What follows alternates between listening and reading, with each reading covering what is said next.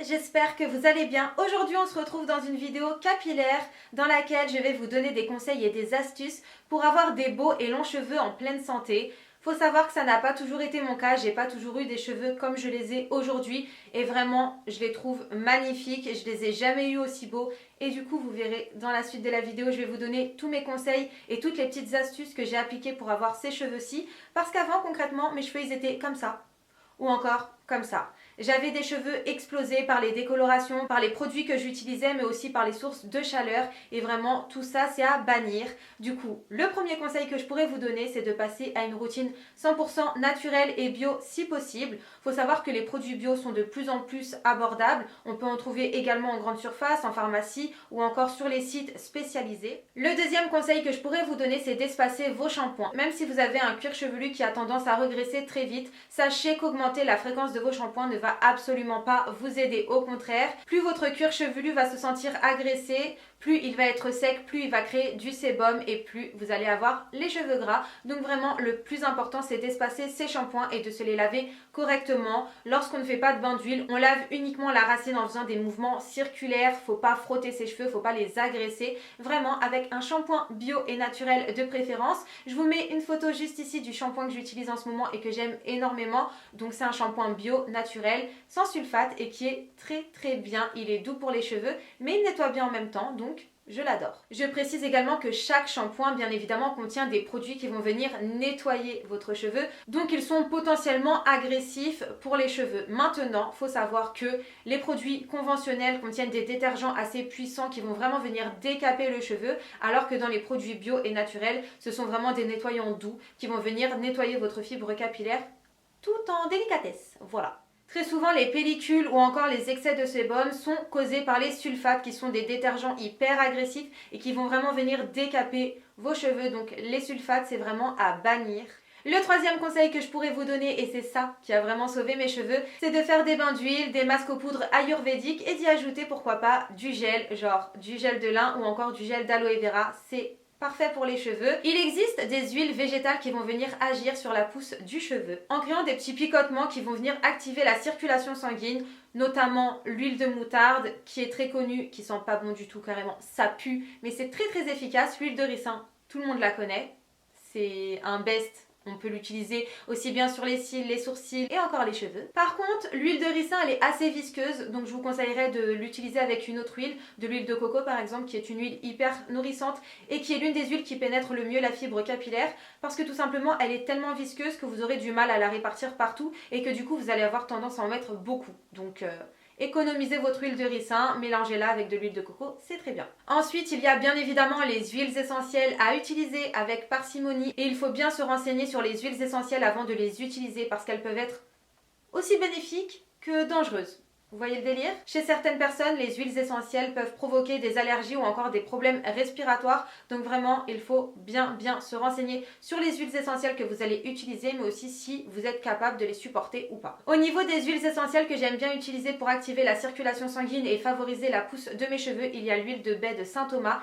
Elle est un petit peu chère, mais concrètement, moi, je trouve que c'est la plus efficace. Il y a aussi l'huile essentielle d'ylang-ylang et de cèdre de la classe qui sont hyper efficaces et qui vont vraiment venir activer la circulation sanguine. Bien évidemment, les huiles essentielles, on les mélange avec des huiles végétales pour éviter d'avoir une trop grosse concentration d'huile essentielle. Désolée si ça a bougé, j'avais plus de batterie. Je sais plus ce que je vous disais, mais on va parler de l'hydratation et de la nutrition parce que très souvent, on ne comprend pas de quoi notre cheveu a besoin. Certains cheveux ont besoin de nutrition et c'est vraiment les huiles qui vont leur apporter cette nutrition dont ils ont besoin.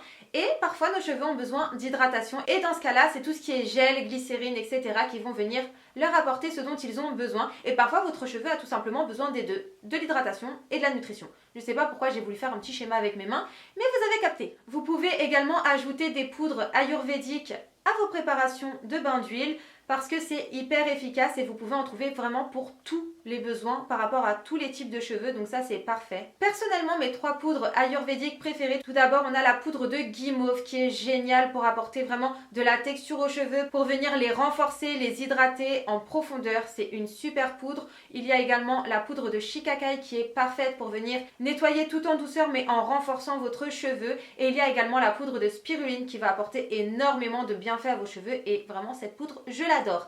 Elle a une couleur bizarre, elle pue, mais elle est géniale. Conseil suivant, faites la chasse aux fourches. Je ne vois pas l'intérêt de couper ses cheveux de 2, 3, 4 cm tous les mois. Pour moi, c'est de la merde. Voilà, c'est dit. Vu que mon but c'est d'avoir les cheveux longs, je préfère couper les cheveux qui sont abîmés et je préfère couper les fourches pour éviter un effet grignotage parce que plus vous allez attendre et laisser vos fourches, plus elles vont remonter, donc elles vont grignoter sur la longueur du cheveu et du coup vous allez avoir des cheveux explosés. Bien sûr, je ne dis pas que couper ses cheveux accélère la pousse des cheveux, pas du tout. Les cheveux, ils poussent de là, hein, pas de là les gars. Donc ceux qui vous disent que couper ses cheveux accélère la pousse du cheveu, c'est faux. Par contre, couper ses cheveux, ça aide à voir que la longueur pousse parce que vous allez couper tout ce qui est mort et du coup au lieu de casser ou de grignoter sur la longueur, ils vont être directement coupés et vous avez capté le délire. Mais couper ses cheveux ne les fait pas pousser plus vite. Voilà. Conseil suivant, un basique, ne pas utiliser de source de chaleur. Mais il faut également faire attention à la chaleur du soleil car beaucoup l'oublient,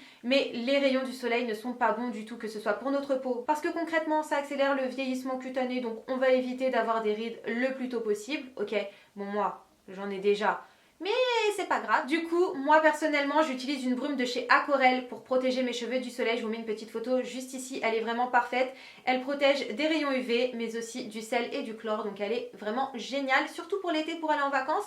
C'est la meilleure. Mais à côté de ça, il y a également les appareils chauffants, lisseurs, boucleurs, sèche-cheveux. Petit conseil, vu qu'on n'aime jamais ce qu'on a et qu'on veut toujours ce qu'on n'a pas. Qui ont les cheveux bouclés, ondulés et qui préféraient les avoir lisses, n'hésitez pas à utiliser le cardoon. Le cardoon, je vous mets une petite photo juste ici. C'est une sorte de ruban avec lequel vous allez venir serrer vos cheveux en les laissant bien droits et il va venir vous aider à lisser vos cheveux. Vous n'allez pas avoir un lissage baguette ou le même qu'avec un lisseur, mais au moins vous aurez les cheveux détendus et c'est plutôt joli, ça donne un petit mouvement. Donc c'est pas mal. Et pour les personnes qui ont des cheveux lisses et qui veulent avoir les cheveux bouclés, n'hésitez pas à les natter ou encore à les scruncher au moment où vous sortez de la douche. Et bien sûr, n'hésitez pas à utiliser du gel de lin ou du gel d'aloe vera. Ça va vraiment permettre de garder l'hydratation dans votre cheveu et ça c'est vraiment la base. Il est très facile d'acheter du gel d'aloe vera, que ce soit sur Aromazone ou encore dans d'autres boutiques bio. Par contre pour le gel de lin c'est un petit peu plus compliqué, mais sachez que vous pouvez acheter vos graines de lin et le préparer vous-même. Il y a déjà pas mal de recettes sur internet, donc je pense pas que vous avez besoin d'avoir la mienne. Mais si ça vous intéresse quand même de savoir comment je prépare mon gel de lin, n'hésitez pas à me le dire dans les commentaires et je vous ferai la petite recette en vidéo. Du coup vraiment tout ce qui est appareil de chaleur, faut bannir et plutôt les réserver à un jour où il y a quelque chose d'exceptionnel et que vous avez envie de changer de tête, je sais pas, un mariage, un anniversaire, un baptême, enfin quelque chose d'exceptionnel. Et dans ce cas-là, vous serez encore plus contente de le faire ce jour-là et d'en profiter en ayant des beaux cheveux. Et bien sûr, à chaque fois que vous utilisez une source de chaleur, n'oubliez pas de les protéger avec un thermoprotecteur. Moi, je vous mets une petite photo du phyto que j'utilise à chaque fois que j'utilise une source de chaleur. J'ai dit beaucoup de fois le mot utiliser. Et du coup, il est très bien que ce soit au niveau de la composition, mais aussi au niveau de l'efficacité. Donc, je vous le recommande sans problème. Mon conseil suivant sera de faire des massages crâniens ou d'utiliser des exfoliants pour le cuir chevelu. On a l'habitude d'exfolier que ce soit la peau de notre corps ou encore de notre visage, mais on ne parle pas beaucoup d'exfolier son crâne et pourtant c'est hyper important pour venir enlever les peaux mortes, les impuretés et pouvoir permettre d'aérer vraiment la peau du crâne pour que, encore une fois, nos cheveux poussent plus rapidement et c'est hyper important. Pas la peine de dépenser énormément d'argent pour un gommage, vous avez juste à mélanger de l'huile de coco et du sucre et ça fonctionne très très bien. Et du coup ce petit mélange va à la fois nourrir et assainir votre cuir chevelu, donc c'est parfait. Les massages crâniens c'est vraiment la base pour venir activer la circulation sanguine. Bien sûr on ne masse pas son crâne n'importe comment en faisant des va-et-vient de je sais pas quoi. On vient bouger la peau du crâne avec la pulpe des doigts et tout en délicatesse. Ça sert à rien de s'arracher le crâne, c'est censé être un moment de détente, ok?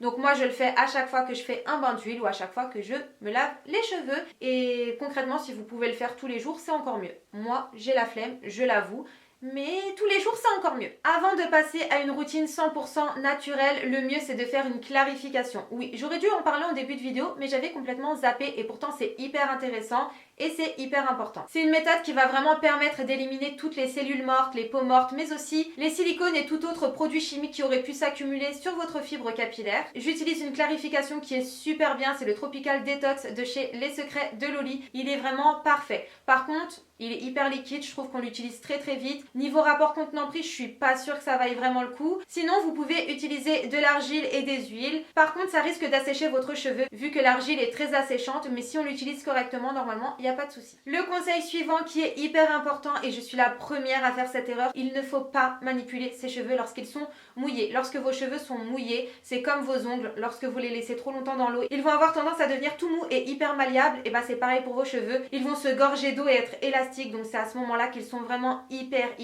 fragiles. Désolée si ça a bougé, j'avais plus de mémoire, entre la batterie et la carte mémoire, rien ne se passe comme prévu aujourd'hui. Ah oui, et la luminosité aussi. Bref, c'est la vidéo du fail. Du coup, j'étais en train de vous dire de ne pas trop manipuler vos cheveux lorsqu'ils sont mouillés, et le mieux c'est d'utiliser une serviette en microfibre ou encore un t-shirt en coton pour venir absorber l'excédent d'eau.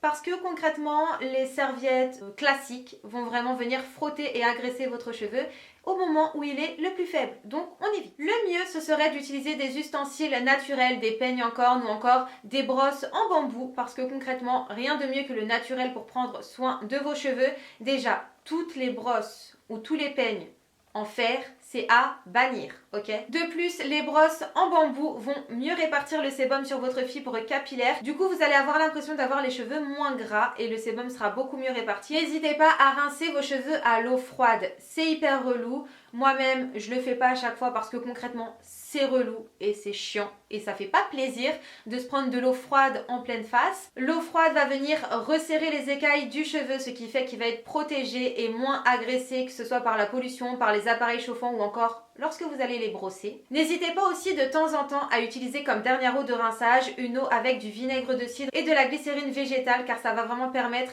de faire briller vos cheveux mais aussi de les hydrater et de maintenir cette hydratation à l'intérieur de votre cheveu. Du coup c'est simple, dans une bouteille vous mettez 10% de vinaigre de cidre, 10% de glycérine végétale et 80% d'eau. Et si c'est de l'eau sans calcaire, c'est mieux. Par contre, le vinaigre de cidre peut laisser une légère odeur sur vos cheveux pendant au moins 2 jours. Donc si c'est quelque chose que vous n'aimez pas, voilà. Au moins vous êtes prévenus, mais n'hésitez pas à tester parce que c'est génial. Et enfin, le dernier conseil que je pourrais vous donner, c'est de prendre des compléments alimentaires. Mais tout d'abord, petit disclaimer, ne prenez pas de compléments alimentaires si vous n'êtes pas majeur, d'accord ? Si vous n'avez pas eu l'avis d'un médecin ou d'un pharmacien, parce qu'on ne sait jamais, disclaimer, parenthèse faite, on ne dira pas que j'ai incité qui que ce soit à prendre des compléments alimentaires sans l'avis que ce soit de ses parents, d'un médecin ou encore d'un pharmacien. C'est carré. Personnellement, j'ai testé pas mal de compléments alimentaires pour la pousse des cheveux et jusqu'ici, il y en a vraiment 3 que j'ai trouvé efficaces. Et d'ailleurs, ils n'ont pas été efficaces de la même façon. Je vous explique. On va commencer du moins efficace au plus efficace. Ok. Tout d'abord, on a la levure de bière de chez Florence Nature. Je vous mets une petite image juste ici. D'ailleurs, chez certaines personnes, la levure de bière fait pousser les poils. Ça n'a pas du tout été mon cas. Par contre, j'ai vu une différence au niveau de la texture de mon cheveu qui semblait beaucoup plus fort et qui se cassait beaucoup moins vite. Ensuite, on a les compléments alimentaires de chez Luxéol. Donc, c'est les croissance, pousse et fortification. Je crois qu'ils s'appellent. Je vous mets une petite photo juste ici. J'ai vu une différence, non pas par rapport à la pousse, non pas par rapport à la texture, mais par contre j'ai vu une action au niveau de la perte des cheveux. Je perdais beaucoup moins mes cheveux lorsque je faisais cette cure. Et pourtant c'est pas les promesses de ce produit, mais vraiment moi j'ai eu un effet à ce niveau-là, donc je le précise. Et par contre pour moi les meilleurs compléments alimentaires que j'ai pu tester, ce sont les effluviums. Je vous mets une petite photo juste ici. Ils sont géniaux, vraiment ils sont géniaux. Par contre, ils sont relous. Je sais pas pourquoi tout ce qui est efficace est relou à faire. L'eau fraîche, c'est efficace, mais c'est relou. Prendre des compléments alimentaires effluvium, je sais plus c'est quelle marque, c'est relou, mais ils sont hyper efficaces. Bref. En gros, ce sont des petites gélules, il faut en prendre 2 le matin, 2 le soir pendant 15 jours. Elles sont assez grosses, elles sont à conserver au frigo, donc c'est relou, il faut y penser. Et en plus, elles sentent pas bon. Voilà. Donc il n'y a rien qui est cool. Heureusement, après 14 jours, on en prend seulement 2 le matin, donc là, ça va un petit peu mieux. Et sinon, ils sont vraiment hyper efficaces. Je vois énormément de différence lorsque je les prends. Mes cheveux sont en meilleure santé. Ils sont plus forts. Ils sont beaucoup moins cassants. Ils poussent plus vite. J'ai moins de chute de cheveux. Vraiment, ils sont nickel ces compléments alimentaires. Ils sont assez chers, donc ça c'est relou. Mais ils sont tellement efficaces. Encore une fois, j'incite personne à prendre des compléments alimentaires. Vous vous renseignez et si ça vous convient, n'hésitez pas à tester parce qu'ils sont géniaux. Et avant de finir cette vidéo, je tiens à vous rappeler que les cheveux sont faits de cellules mortes et de kératine, donc vous ne pouvez pas sauver ou réparer vos cheveux. Comme certaines marques vous le promettent, si vous utilisez ce produit, vous allez sauver vos pointes, vous allez restructurer vos cheveux, vous allez avoir des cheveux magnifiques, brillants et soyeux. Non, ok? Un cheveu, une fois qu'il est cassé, on peut plus rien y faire. C'est comme si tu te pètes ton ongle.